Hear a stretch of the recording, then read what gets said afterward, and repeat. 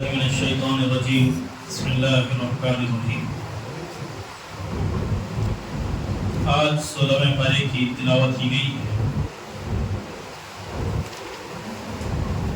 سب سے پہلے آج جو بات بیان کرنی ہے وہ یہ ہے کہ جیسے کہ کل بات آئی تھی، سورۃ الکہف کے اندر بہت سارے واقعات اللہ نے بیان فرمائے۔ ایک اصحاب کہف کا، ایک موسیٰ علیہ السلام اور حضرت خضر علیہ السلام کا، پھر ذوالقرنین کا، یہ بات آئی تھی۔ تو آج انشاءاللہ ذوالقرنین کے بارے میں کچھ باتیں معلوم کرنے کی کوشش کریں گے۔ دنیا میں 4 بادشاہ ایسے گزرے ہیں جنہوں نے پوری دنیا پر حکومت کی۔ کتنے بادشاہ گزرے ہوئے؟ 4۔ اس میں سے 2 کافر تھے، 2 مسلمان تھے۔ پہلے حضرت سلیمان علیہ السلام، پوری دنیا کی اللہ نے آپ کو بادشاہ عطا فرمائی تھی، پوری دنیا کی، چرند پرند تک بھی، جنات بھی، ہوا بھی حضرت سلیمان علیہ السلام کی کنٹرول میں تھی۔ یہ اللہ نے آپ کے لیے کر دیا تھا۔ دوسرے ہیں یہ ذوالقرنین، جن کو ہم تاریخ میں سکندر کے نام سے جانتے ہیں، بادشاہ سکندر، یہ ذوالقرنین ہے۔ 2 یہ ہوئے، 2 مسلمان ہوئے۔ 2 کافر میں ایک نمرود، دوسرا بخت نصر۔ بعض روایت میں سائرس کا تذکر آتا ہے جس نے بائبل کو جلا کر پورے یہودیوں کو مار دیا تھا۔ تو خیر یہ بات تو طے ہے کہ 4 بادشاہ ایسے گزرے ہیں کہ جنہوں نے پوری دنیا پر حکومت کی۔ اس میں سے 2 مسلمان ہیں، 2 کافر۔ 2 مسلمان جو ہیں پہلے حضرت سلیمان علیہ السلام ہیں، جن کو اللہ نے بادشاہت پوری دنیا کی دی تھی، اور دوسرے کون ہیں بھائی؟ حضرت ذوالقرنین، جن کو سکندر بھی کہا جاتا ہے۔ اب یہ یہاں پر انہی کا تذکرہ ذوالقرنین، ان کو ذوالقرنین اس لیے کہا جاتا ہے، بعض روایت میں الگ الگ باتیں آئی ہیں کہ انہوں نے دنیا کے 2 کناروں کا سفر کیا تھا۔ جہاں سے سورج طلوع ہوتا وہاں تک بھی یہ گئے ہیں، اور جہاں پر سورج غروب ہوتا ہے وہاں بھی یہ پہنچے۔ مطلب پوری دنیا کا گویا کہ سفر انہوں نے کر لیا۔ اور ان کے بارے میں اور ایک بات یہ ہے کہ کیا یہ نبی تھے یا نہیں تھے، تو اس کے بارے میں کوئی بات طے نہیں ہے کہ یہ نبی تھے یا نہیں تھے، لیکن اتنا تو طے ہے کہ یہ اللہ کے برگزیدہ بندے تھے، اللہ کے بہت بڑے، اللہ کے مقرب بندے تھے۔ چاہے نبی ہو یا نہ ہو کوئی اس سے مسئلہ نہیں ہے، لیکن اتنا تو طے ہے کہ یہ ایمان والے تھے، توحید پر قائم یہ بادشاہ تھے۔ تو انہوں نے دنیا کا سفر کیا۔ سب سے پہلے یہ وہاں پر پہنچے جہاں پر سورج غروب ہوتا ہے، مغرب کی طرف، اور وہاں پہنچنے کے بعد اللہ نے ان کو یہ اختیار دیا تھا کہ وہاں کے لوگوں کی حالت دیکھ کر کہ بہت بگڑے ہوئے لوگ تھے، وہاں کے دین سے دور تھے، اللہ نے ان کو اختیار دیا، اما ان تعذب و اما ان تتخذ فیہم حسنا، کہ تم کو اختیار ہے، چاہے تم ان لوگوں کو سزا دو یا پھر ان کے ساتھ تم بھلائی کا معاملہ کرو۔ تو ذوالقرنین نے یہ کہا، حضرت ذوالقرنین نے،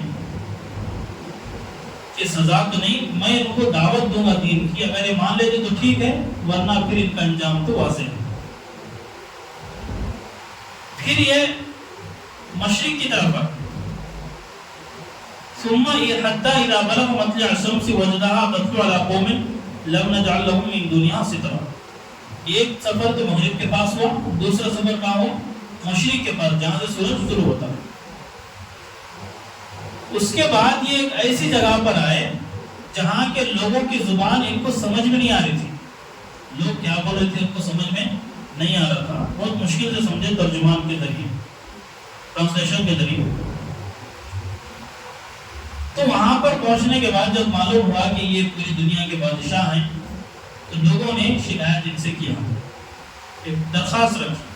وہ کیا رکھی درخواست؟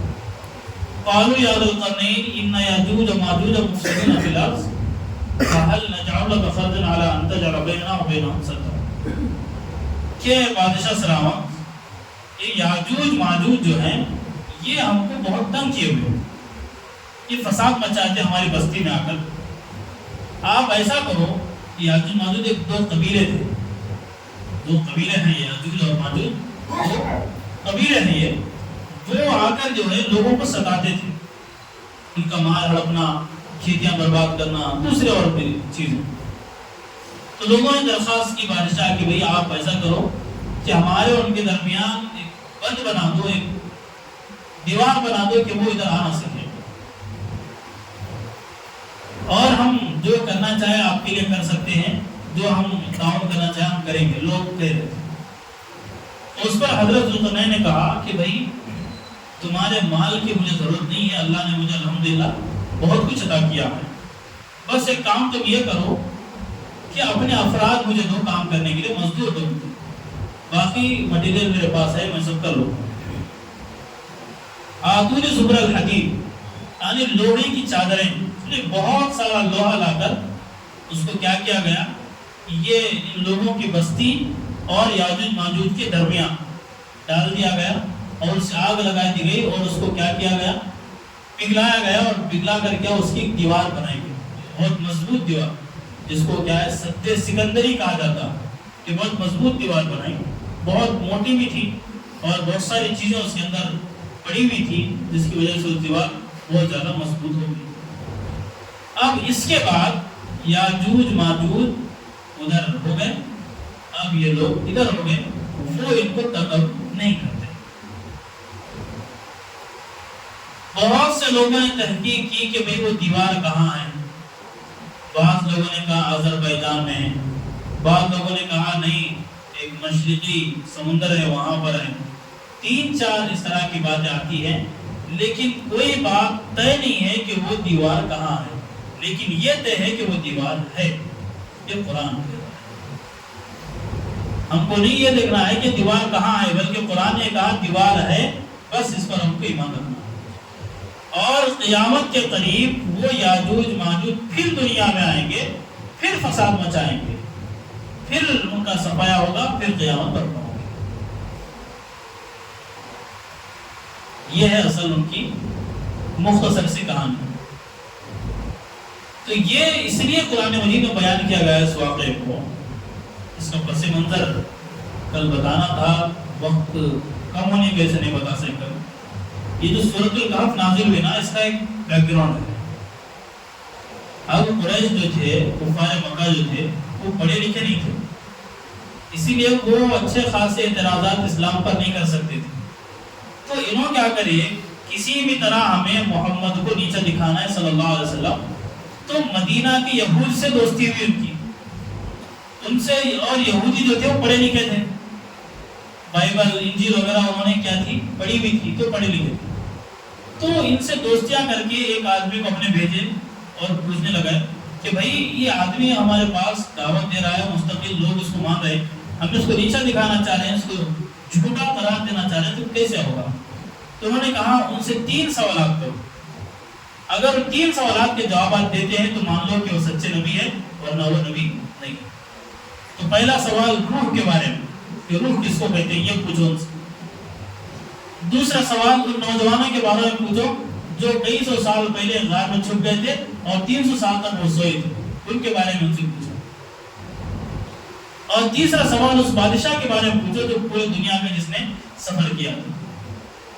اب اس سورت کے اندر 2 سوالوں کا جواب ہے، ایک تو کل آ گیا سورہ کہف میں اصحاب کہف کا واقعہ، آج یہ دوسرا ذوالقرنین کا، اور سورہ بنی اسرائیل میں تیسرا سوال ان کا روح کے بارے میں پوچھا، وَيَسْأَلُونَكَ عَنِ الرُّوحِ قُلِ الرُّوحُ مِنْ أَمْرِ رَبِّي وَمَا أُوتِيتُم مِنَ الْعِلْمِ إِلَّا قَلِيلًا، کہ روح یہ میرے رب کا امر ہے، تم کو بہت کم علم دیا گیا ہے، تمہیں اس کے بارے میں بات معلوم نہیں ہے، یہ بات وہاں پر کہی۔ تو تینوں کے جوابات ان کو مل گئے۔ اب ہونا تو یہ چاہیے تھا کہ جب ان کو جوابات مل گئے اور ان کو معلوم ہوا ہے کہ سچے نبی ہیں، لیکن اس کے باوجود بھی نبی ماننے کے لیے تیار نہیں ہوئے، ہٹ درمی کی انتہا ان کی ہوئی۔ اور جنہوں نے وہاں سے بول کے بھیجا تھا یہودیوں نے، ان کو بھی معلوم تھا کہ سچے نبی ہے، لیکن ان کو پریشانی یہ تھی کہ یہ نبی ہم میں سے کیوں نہیں آیا، اس لیے انہوں نے انکار کیا۔ یہ ان کی ہٹ درمی تھی۔ تو یہ بات معلوم ہے حضرت ذوالقرنین کے بارے میں کہ یہ مختصر سے ان کی رداد ہے کہ دنیا کے دو کوڑوں پر انہوں نے سفر کیا، اور یاجوج ماجوج جو لوگوں کو پریشان کرتے تھے ان کے روک تھام کے لیے ایک دیوار بنائی جس کو سد سکندری کہا جاتا ہے۔ پھر قیامت کے قریب وہ یاجوج ماجوج دنیا میں آئیں گے، پھر فساد مچائیں گے، پھر قیامت برپا ہوگی۔ یہ مختصر سا تذکرہ ذوالقرنین کا بھی ہوا، یاجوج ماجوج کا بھی ہوا۔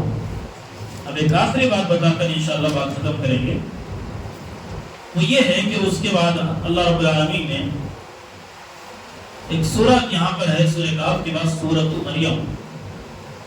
حضرت عیسیٰ علیہ السلام کی والدہ کا نام کیا ہے بھائی؟ حضرت مریم۔ تو پوری قرآن میں ایک ہی عورت کا نام آیا، وہ ہے مریم۔ پوری قرآن میں عورت کا صرف ایک نام ہے، مریم۔ پھر عورتوں کا تذکرہ تو آیا ہے، لیکن پراپر نام جس کو بولتے ہیں وہ نہیں آیا۔ یہ پراپر نام صرف ایک مریم، یہ سورہ پارے میں ہے، سورہ پارے میں، سورہ مریم۔ اور ایک بات آپ حضرات سے یہ بولنا تھا کہ جیسا میں بولا کہ سورہ یوسف ہر نوجوان کو پڑھنا چاہیے، اسی طرح سورۃ الکہف بھی ہر نوجوان کو پڑھنا چاہیے۔ اور یہ 15ویں پارے میں، آدھے پارے کے بعد سے یہ سورہ شروع ہوتا، تقریباً آدھے پارے کی یہ سورت ہے۔ تو جس طرح سورہ یوسف ہم پڑھ رہے ہیں، اسی طرح سورۃ الکہف پڑھنے کا بھی ہم اہتمام کریں۔ اور میں یہ کہہ رہا تھا کہ یہ جو سورہ ہے، سورہ مریم، پورے قرآن میں ایک عورت کا نام آیا ہے۔ تو لوگ پوچھتے ہیں کہ جب بیٹیاں پیدا ہوتی ہے تو نام کیا رکھیں؟ ایک یونیک نام ہونا موثر ہوتے، تو یہ ایک نام بھی ہم رکھ سکتے ہیں۔ تو نام رکھنے کی جو بات ہے جہاں تک ہے، تو نام ہم ایک اصول یاد رکھیں، انبیاء کا نام رکھیں اگر لڑکے ہیں، لڑکیاں ہیں تو صحابیات کے ناموں میں سے کوئی نام رکھیں، یا صحابہ کے لڑکے ہیں تو صحابہ کے ناموں میں سے، لڑکیاں ہیں تو صحابیات کے ناموں میں سے کوئی نام رکھیں۔ یہ فضیلت کی چیز ہے۔ اس کے علاوہ جو آج کل نام چل رہے نا کہ مول صاحب ایسا نام ہونا تو کس کا بھی نہیں رہنا، میں بولا ایک ہی نام ہے، شیطان نکلے کا نام ہے، پھر کس کا بھی نہیں۔ نام کا اثر رہتا ہے انسان پر، تو نام اچھے رکھنا۔ انگلش نامہ رکھ رہے، کنڑا نامہ رکھ رہے، کیا کی عجیب عجیب نامہ ہو، بولنا بھی مناسب نہیں ہے، ایسے ایسے نامہ ہے، وہ اس سے احتیاط کریں، اچھے اچھے نام رکھنے کی کوشش کریں۔ اور ناموں کا جو مسئلہ ہے، لڑکے ہیں تو انبیاء کے نام، یا صحابہ میں سے کسی کا، یا اولیاء اللہ کے نام میں سے کسی کا۔ حدیث پاک میں جو آتا ہے، اللہ کو جو نام زیادہ پسند ہے نا، وہ عبد الرحمن اور عبداللہ، یہ نام اللہ کو بہت پسند ہے۔ اور ہر وہ نام جو اللہ کی صفت کے ساتھ ملا ہوا ہے وہ بھی بہت اچھا ہے، جیسا عبد السمیع ہے، عبد الحادی ہے، عبد الخالق ہے، یہ سب نام بھی ہم کیا کر سکتے ہیں۔ تو اللہ کے 99 نام ہے نا، اس میں شروع میں عبد لگا کے ہم رکھ سکتے ہیں، عبد المالک رکھ دیے ایسا۔ تو لڑکیاں ہیں تو صحابیات کا نام رکھیں، یہ فضیلت کی چیز ہے۔ دوسرے یونیک کے چکر میں پڑھ کر پھر بچوں کے ناموں کو ہم خراب نہ کریں۔ تو یہی بات آج آپ حضرات کی خدمت میں عرض کرنی تھی۔ اللہ سے دعا ہے اللہ کہنے والے کو بھی اور سننے والے کو بھی عمل کی توفیق عطا فرمائیں۔ وآخر دعوانا الحمدللہ۔